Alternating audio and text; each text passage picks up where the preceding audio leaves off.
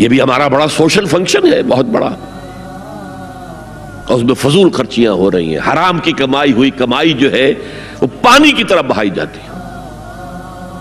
ابھی مجھے ایک صاحب نے بتایا کہ ممبئی میں 2 شادیاں ہوئی ہیں مسلمانوں میں، ایک میں 1.5 کروڑ روپیہ خرچ ہوا، ایک میں 80 لاکھ خرچ ہوا۔ ہم نے وہاں اصلاحی تحریک شروع کی، ضیاء الحق صاحب نے بھی کوشش کی تھی، آرڈیننس پاس کیا تھا، لیکن یہ چیزیں قانون سے نہیں۔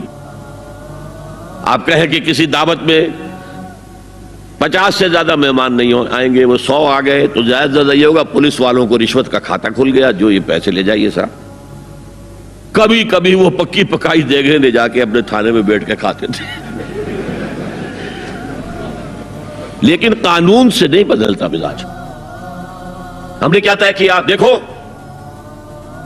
یہ ہے چٹان کی بنیاد۔ آپ کو بڑی اونچی بلڈنگ بنانی ہو تو دیکھنا پڑتا ہے چٹان نیچے بنیاد زمین کیسی ہے۔ تو بنیاد کیا ہے؟ آپ سادگی کرو سادگی کرو سادگی کرو، یہ واسطہ بے معنی ہے بالکل، اس لیے کہ غریب کی سادگی کچھ اور ہے، امیر کی سادگی کچھ اور ہے، سادگی کے ایک معنی تو نہیں ہے۔ لہذا کوئی جو ہے راک فاؤنڈیشن وہ تلاش کی جائے، وہ ہم نے کی تلاش۔ جو تقریب حضور سے صحابہ سے ثابت ہے ضرور کرو ضرور کرو ضرور کرو، عضوا علیہا بالنواجذ، اپنے دانتوں سے پکڑ لو اس کو۔ اور جو تقریب ثابت نہیں حضور سے اور صحابہ سے، یقیناً یہ کہیں باہر سے آئی ہے۔ یا تو ہمارا خاندانی پس منظر جو ہے اکثر تو ہندوؤں سے مسلمان ہوئے، وہ سادات ہوں، صدیقی ہوں، فاروقی ہوں، عثمانی ہوں، وہی ہے نا جو باہر سے آئے تھے، باقی تو اکثریت یہیں سے، وہ اپنا ہندوانہ پس منظر لے کر آئے۔ تو جس کا ثبوت صحابہ کے دور میں نہیں، وہ یقیناً باہر سے آئی ہوئی چیز ہے، اس میں پھر سادگی نہیں، اس میں کمی نہیں، جڑ سے کاٹو اس کو۔ اس بنیاد پر ہم نے 5 فیصلے کیے، ذرا سن لیجئے آپ بھی، اگر آپ کوئی سوشل ورک کرنا چاہیں اس کو عام کریں۔ نمبر 1، نکاح مسجد میں۔ حدیث موجود ہے ترمذی شریف کی روایت، اعلنوا ھذا النکاح واجعلوہ فی المساجد، نکاح کا اعلان عام کیا کرو، مسجدوں میں منعقد کیا کرو۔ میں حیران ہوتا ہوں کیوں نہیں علماء کرام نے اس کی طرف توجہ دلائی؟ حدیث ہے۔ ہاں میں مانتا ہوں ان کا کہنا یہ ہے کہ یہ یہاں جو امر ہے کہ مسجد میں منعقد کرو، یہ امر وجوب کے لیے نہیں ہے، استحباب کے لیے، مستحب ہے یہ کہ مسجد میں۔ تو بھائی مستحب کیوں چھوڑ رہے ہو تم؟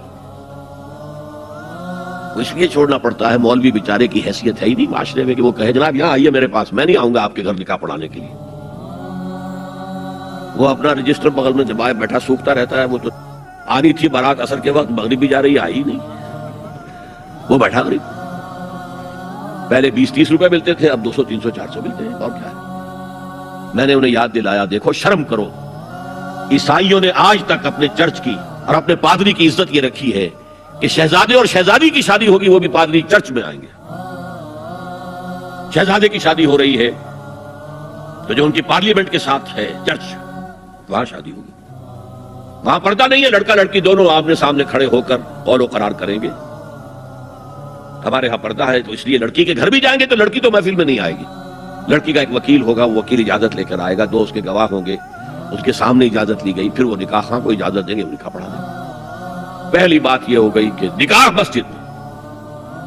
نمبر 2، نکاح کے موقع پر کوئی دعوت کام نہیں، کوئی ثابت نہیں، دعوت طعام صرف ایک ہے، وہ ولیمہ ہے۔ اور اس قدر معقول بات ہے، سب باپ اپنے سینوں پر ہاتھ رکھ کر سوچیں اور میری بات سنیں، کیا بیٹی کو گھر سے رخصت کرنے کا وقت جو ہے وہ خوشی کا وقت ہوتا ہے؟ جب بیٹی گھر سے جا رہی ہو، کوئی جانور بھی آپ قربانی کے لیے، کوئی مینڈھا کو بکرا لے آئیں 8-10 دن پہلے اور بچے مانوس ہو جائیں تو وہ جب آپ ذبح کرتے تو پچھاڑے کھاتے ہیں کہ نہیں بچے؟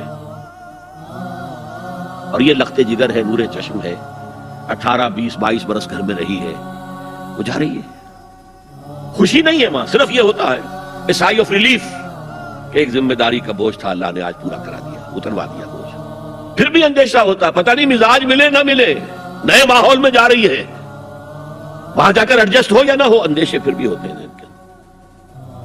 تو ان سے مرغ پلاؤ کھانا اور متنجن کھانا کوئی معقول بات نہیں ہے۔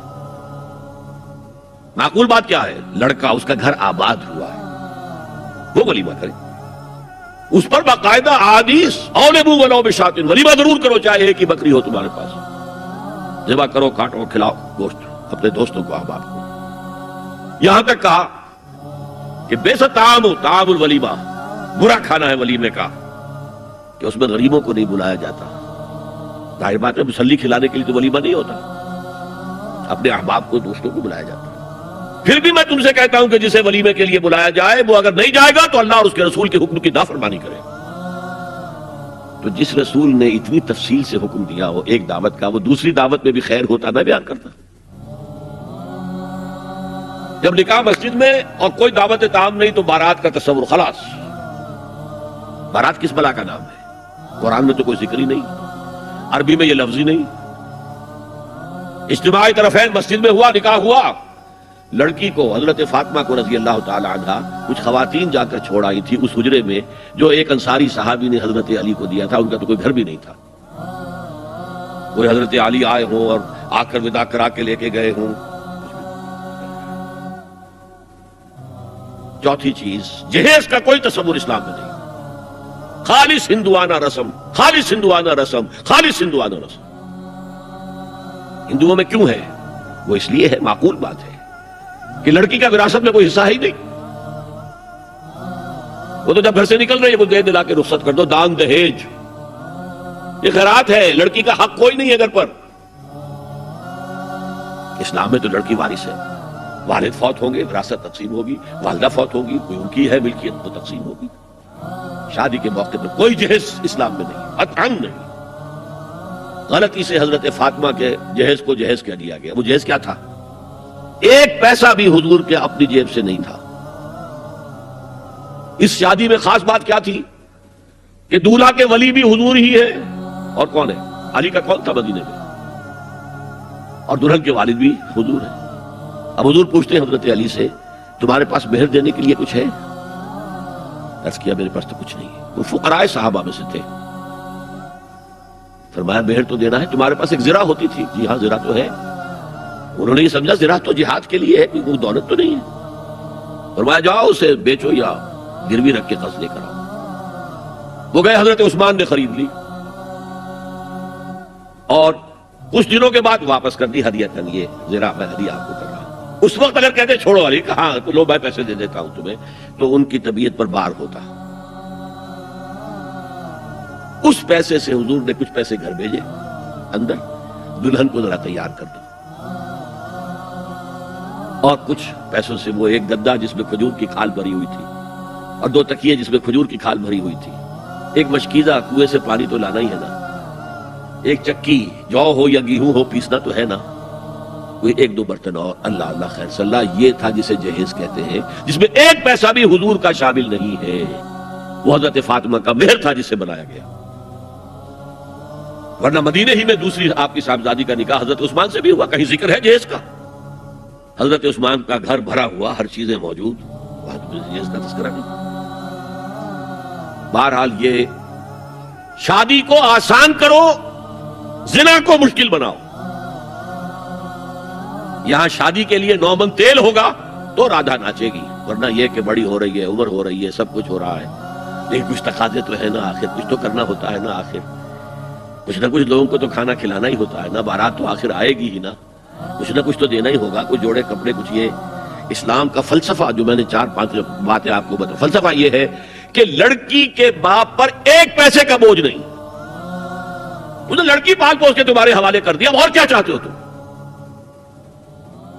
سارا مرد آزماں، مرد آفرین، مرد کو چیلنج دیا ہے، تم مرد ہو، مہر تم دو گے، اور سب سے بڑھ کر کیا ہو رہا ہے آج کل بھی ہوتا ہے، وہ ہمارے ایک کچھ کام ہوتے ہیں اسلامی، وہ بھی ہے، کچھ وہی ہندوانہ پس منظر۔ نکاح کی محفل میں چھوارے کون لے کے آتا ہے؟ جی لڑکے والے، اور پلاؤ کن سے کھاتے ہیں؟ بھائی جس وقت تمہیں وہ پلاؤ کھلا رہا ہے وہ چھوارے نہیں بانٹ سکتا تھا؟ یہ ہے اسلام اور غیر اسلام کا امتزاج۔ چھوارے لڑکے والے لے کر آئیں گے اور پھر دعوت اڑائیں گے لڑکی والوں کی طرف سے۔